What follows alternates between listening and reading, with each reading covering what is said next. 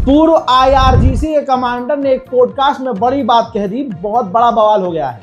उन्होंने कह दिया कि सऊदी अरब के पास परमाणु है और इस बात की जानकारी अमेरिका को भी है। मेरे दोस्तों, नेतन्याहू अमेरिका में है और लगातार डोनाल्ड ट्रंप को मनाने की, अपनी बातें समझाने की कोशिश कर रहा है।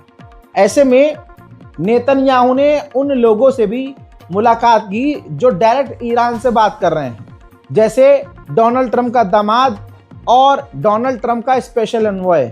उन दोनों से भी, जी हाँ, नेतन्याहू ने मुलाकात की है और नेतन्याहू अलग से डोनाल्ड ट्रंप पर प्रेशर बना रहा है कि ईरान की मिसाइल साइट्स पर हमला करो और बातचीत में ईरान की मिसाइल्स को शामिल करो। हजरात, 3 घंटे मीटिंग चली बंद कमरे में नेतन्याहू और डोनाल्ड ट्रंप के बीच में।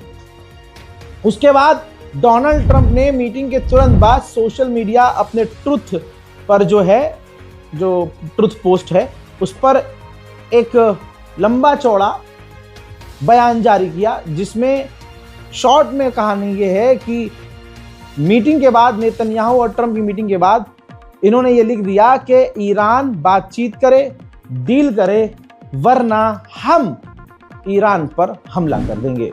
इजराइल के ही मीडिया हाउसेस और रिपोर्ट्स कह रही हैं, लिख रहे हैं ये लोग कि ईरान की जो मिसाइलों के बेड़े हैं ये अमेरिकी एयरबेस सैन्य टुकड़ियों के लिए खतरनाक साबित हो सकते हैं। उधर अमेरिका के पेंटागन ने दूसरे झुंड को, जिस झुंड में अमेरिका के एयरक्राफ्ट कैरियर हैं और भी, उनको भी आदेश दे दिया है कि ईरान की तरफ रवाना हो।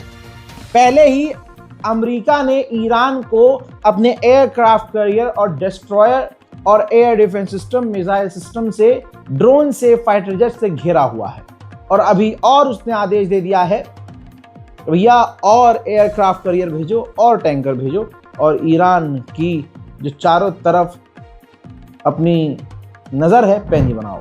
IRGC के टॉप कमांडर ने कहा कि अगर जंग छिड़ गई तो इस बार सीज फायर नहीं होगा।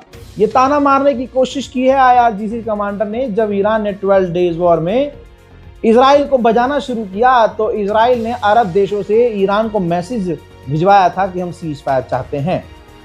वहीं उसी बात को याद करते हुए ईरान के कमांडर ने खेल दिया और कह दिया है कि इस बार सीज फायर मुन्ना नहीं होगा। ईरान की जो न्यूक्लियर साइट है इस्फहान की, उसकी सैटेलाइट इमेज दिखा रहा हूं आपको।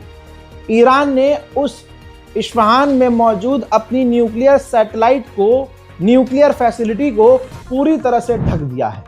रिपोर्ट ये आ रही है जो रोंगटे खड़े कर रही है कि जैसा वेनेजुएला के साथ अमेरिका ने किया, ट्रंप वैसा ही ईरान के साथ करना चाहता था।